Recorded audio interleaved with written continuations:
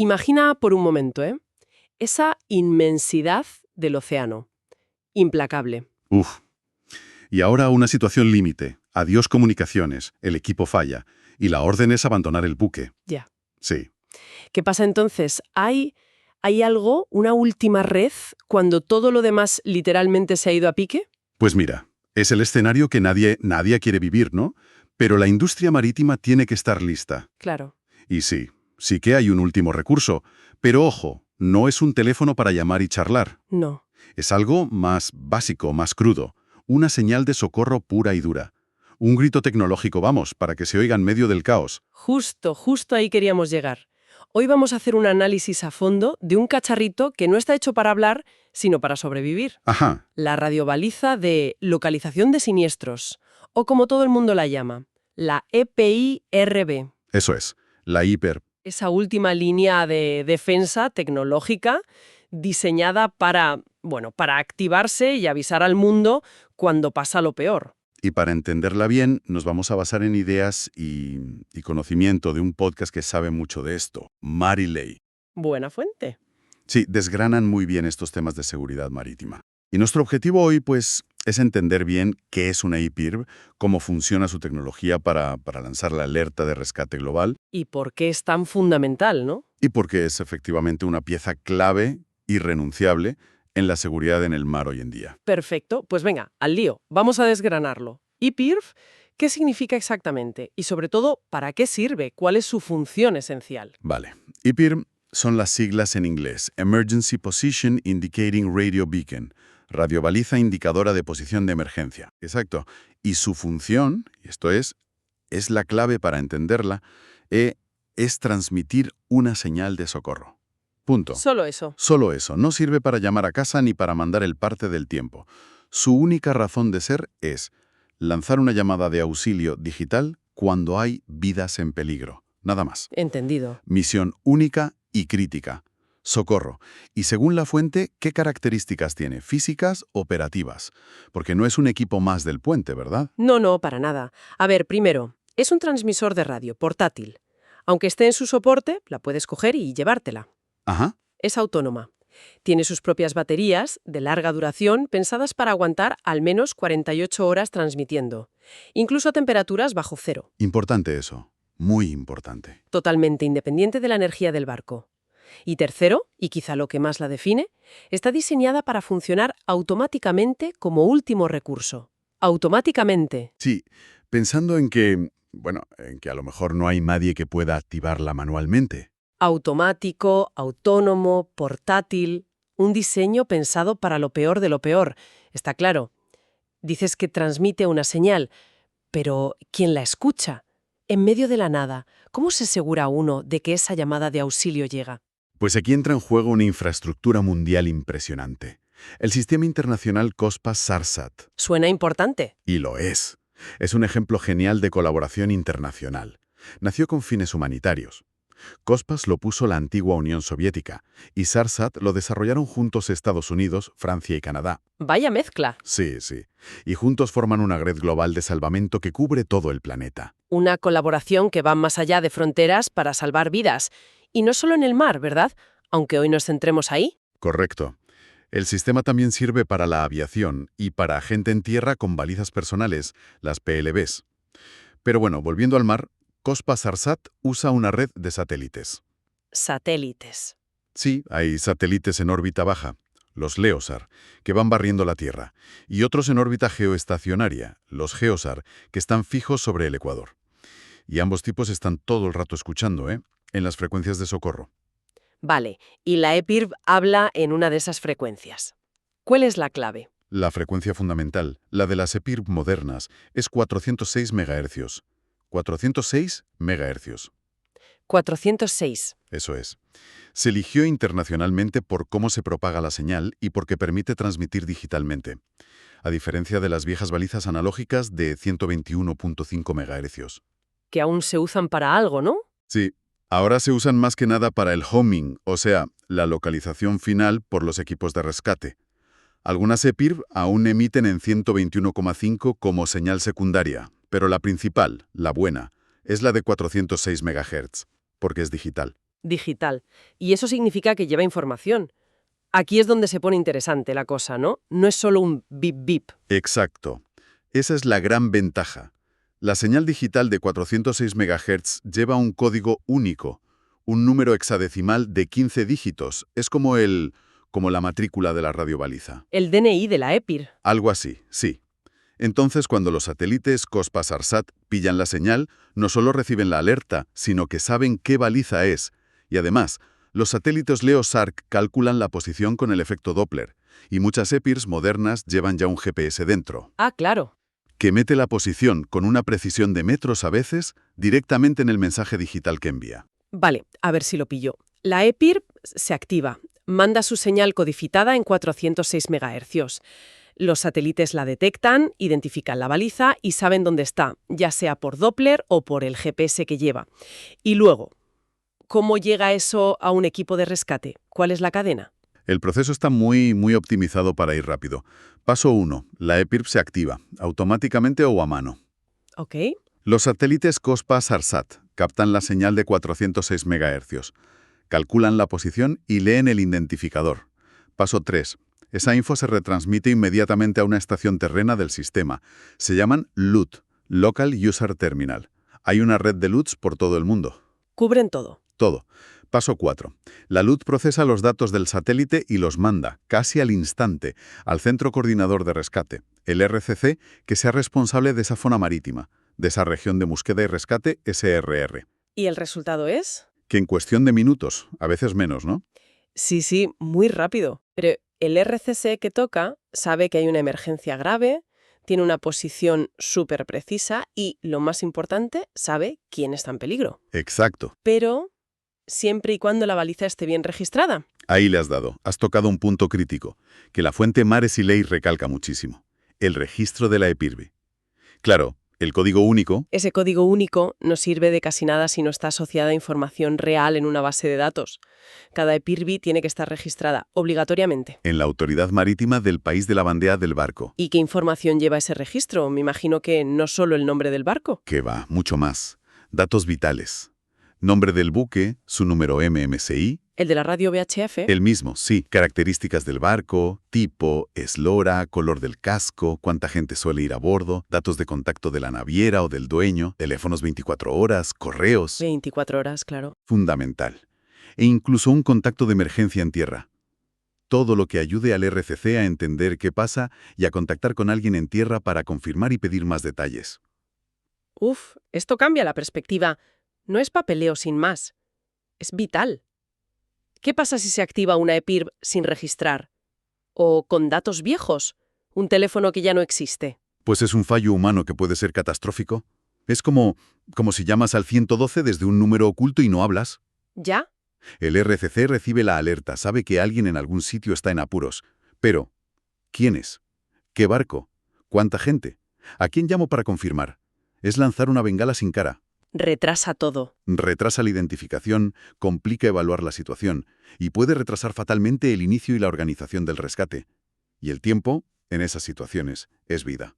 Literalmente. Tiene todo el sentido. La fuente subraya entonces que verificar que el registro está al día no es una tarea menor. Es responsabilidad directa del capitán, de los oficiales. Absolutamente.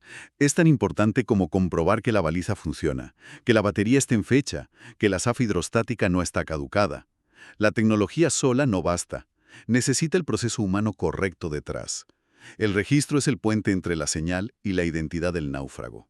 Hablemos de la activación automática que mencionaste antes. La fuente, Marilei, describe un mecanismo que suena súper ingenioso, casi de película. Sí, la verdad es que es un ejemplo brillante de ingeniería para la supervivencia extrema. Para el caso de un hundimiento rápido, inesperado. El peor escenario. Exacto.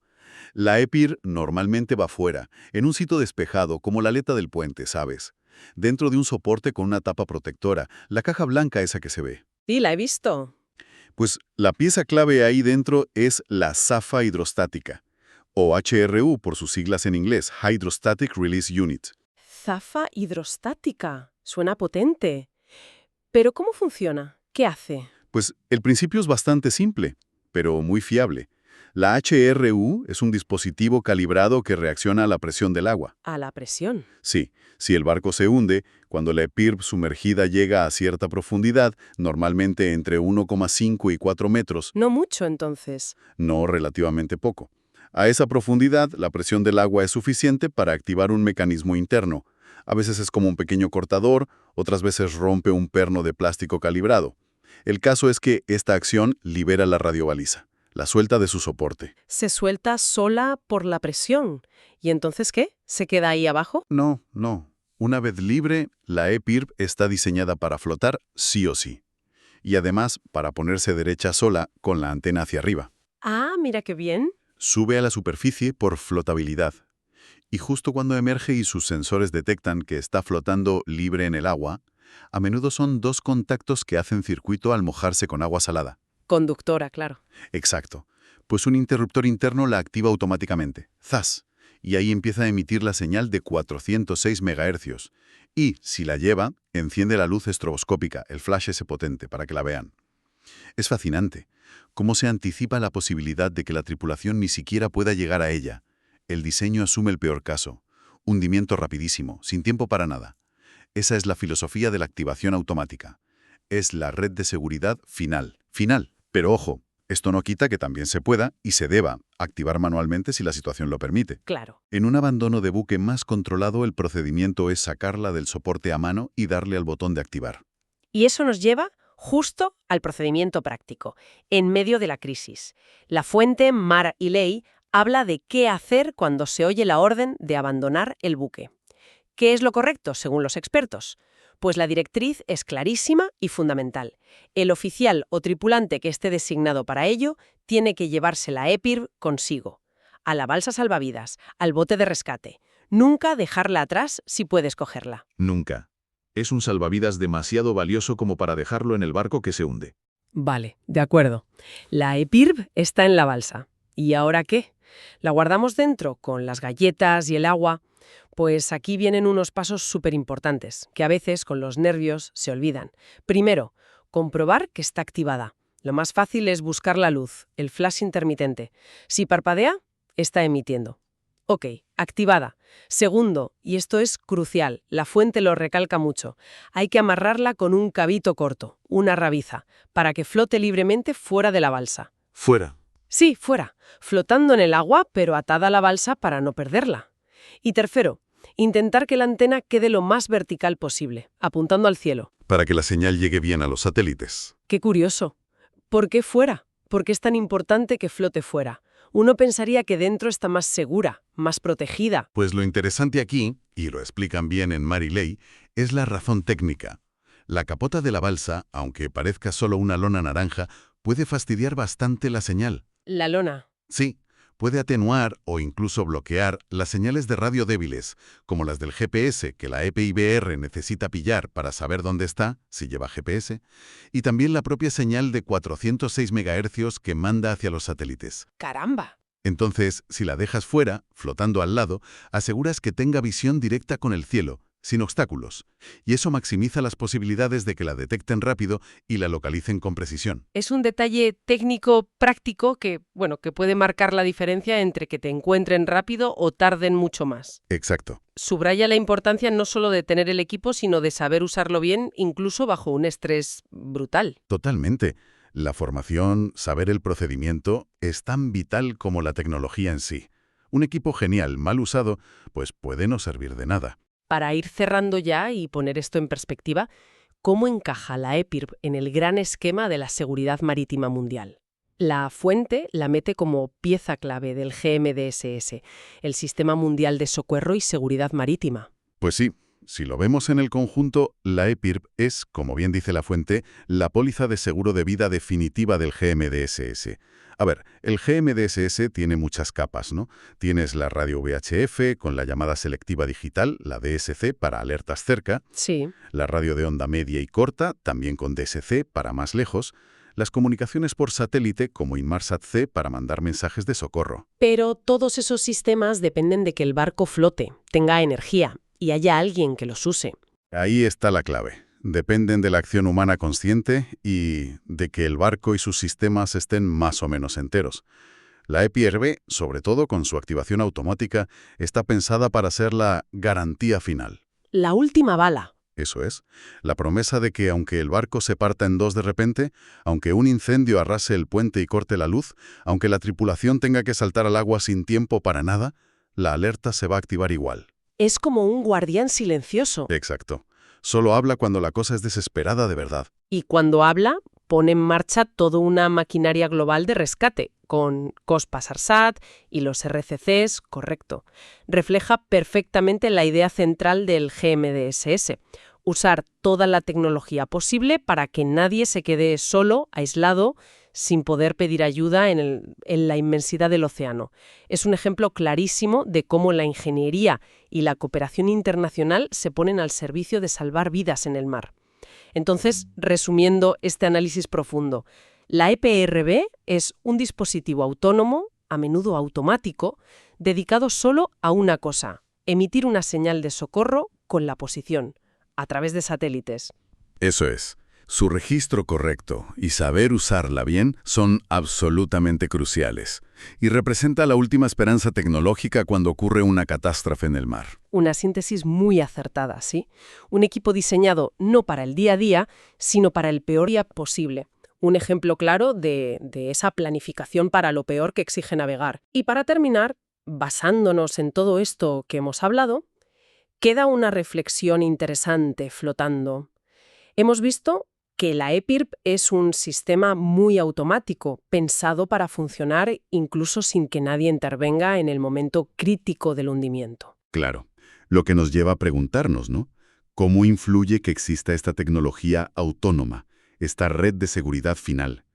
¿Cómo influye en la mentalidad, en los procedimientos humanos, en esos momentos de caos, del abandono del buque? Es una buena pregunta. ¿Qué equilibrio hay entre confiar en que la tecnología va a funcionar pase lo que pase y la necesidad absoluta de que las personas actúen de forma coordinada, consciente y correcta? Como llevarse la EPIRB, activarla, usarla bien en la balsa. Exacto.